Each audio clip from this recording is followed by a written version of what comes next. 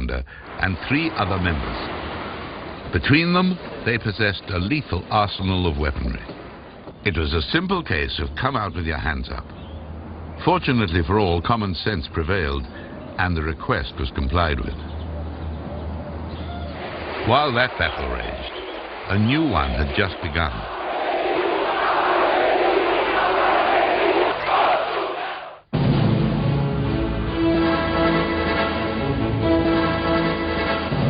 When Operation Corporate was launched to reclaim the Falkland Islands, Brigadier Peter de la Billière lobbied strenuously for SAS involvement. Every operation that I've been involved in with the Special Air Service, we've had to go and fight to get a foot in the door. And once we got that foot in the door, the people who welcomed us through have been very glad indeed to have us along, and that Falklands was no exception. The logic and conviction of his assessment assured that over half the regiment participated. Well, then, of course, it was to me and to Michael Rose, who was in command of the SAS down in Falklands, it was quite clear that there were a wide range of roles with intelligence collection. There was the opportunity to strategically support the operations of the main forces, both before they'd landed and after they'd landed, by being well ahead of them. Traditional behind-the-lines type of operations that we had in the Western Desert right back when we started the SAS. Their first test was in reclaiming South Georgia. Operation Paraquet, jokingly known as Paraquat the Weed Killer, for good reason. The weather was atrocious and led to the crashes of the first 2 helicopters that flew to the Fortuna Glacier. Only exceptional daredevil flying by a Wessex pilot got them back to safety. 3 days later, a rather mixed force of SAS, SBS and Royal Marines attacked the Argentine defenders and captured the only settlement at Grytviken. 170 Argentinians surrendered without firing a shot. So far, so good. The next job was the Falklands proper. Using night vision goggles, Sea King helicopters inserted 4-man teams at strategic locations throughout the Falklands to gather intelligence on Argentine positions and strengths. The information gathered by these long-range patrols made certain that the invasion itself was achieved with minimal British losses. Once the main force was ashore, a proportion of the patrols were tasked with diversionary raids. In the raid on Pebble Island, off West Falkland, the regiment was, after almost 40 years, back to its old familiar role of attacking enemy aircraft on the ground.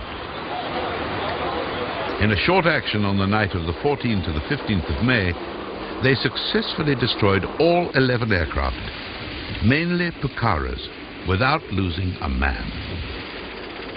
Not all of the SAS's operations have been reported.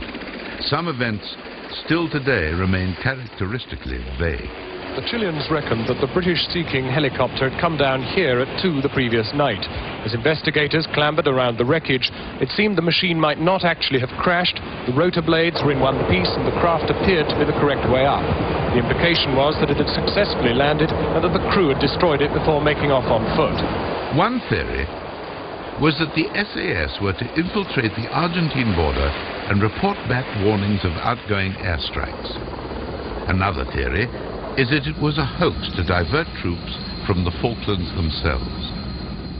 Each one bound to bring a wry smile to somebody's lips. Not content with being one of the first troops into the fray, fate would have it that they were also in at the last.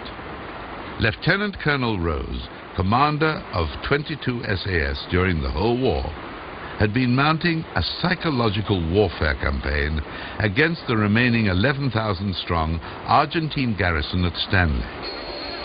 Menendez, the Argentine commander-in-chief, wanted a ceasefire, but was playing hardball. Menendez would only agree to surrender his garrison, not his forces scattered throughout the Falklands. With the British desperately short of ammunition, Rose characteristically bluffed his adversary into unconditional surrender.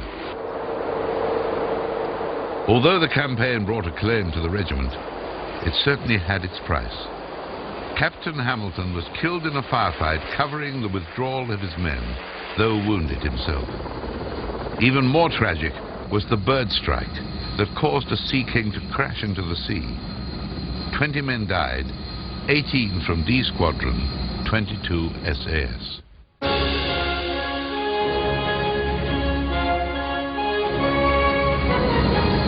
The SAS's 50th anniversary once again brought the regiment back to the desert. Lieutenant General de la Billière had been promoted to commander of the British ground forces in the Gulf. De la Billière, vastly experienced in desert warfare, soon persuaded Norman Schwarzkopf that the SAS were essential to the land campaign. And within hours of the Iraqi invasion, the regiment began to arrive in the Gulf. Cooperating closely with the US Special Forces, they were inserted, usually by Chinook helicopter, deep behind Iraqi lines. At first, it was reconnaissance and raiding, but when potential disaster struck the Allied cause, their role took on a new dimension. It takes 7 minutes for a Scud missile to reach Israel, but often there's barely 1 minute between siren and explosion. At the very best, the coalition was fragile. If Israel was provoked into retaliation, the elaborate Allied strategy against Saddam would disintegrate. Iraqi Scud launchers had to be neutralized. The Scud mobile launchers now became the SAS's prime target. Under the cover of night, 4 or 8-man SAS patrols were inserted into Iraq.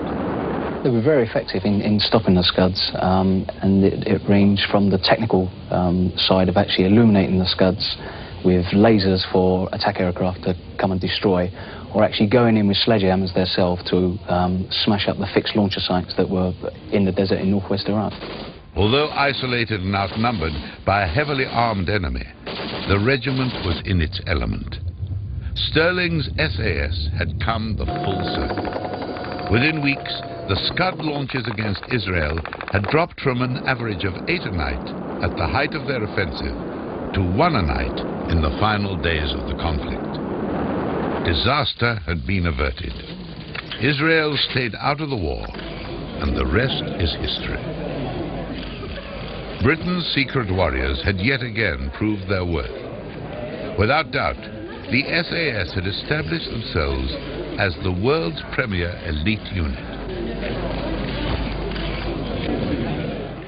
The role of the Special Forces in the Gulf, as far as I was concerned, was of course one of many parts of my responsibility, and I had to persuade Norman Schwarzkopf that their strategic deployment into western Iraq was not going to result in them causing him to mount a major rescue operation which would divert troops from the main purpose of defeating the Iraqis, driving the Iraqis out of Kuwait.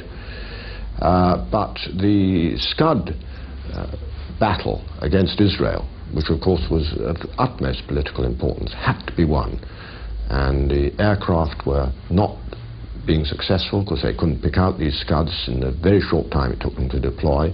And so he quickly agreed to the Special Air Service being put in to destroy the Scuds bases firing at Israel. And this they did with the very greatest success. I remember going up before they went in and visiting them in the field, in their forward base, and discussing all their detailed plans with the commanding officer and with the soldiers, some of the soldiers who were going in. They were quietly confident and had a right to be, although of course, as we all know, in any operation nothing is 100% successful, and they did have one patrol that was broken up, but that was a small price to pay for the strategic success of stopping the Scud war against Israel. Hidden in their observation post deep in the hills of war-torn Bosnia, men of 22 SAS laser designate smart bombs into Serb positions.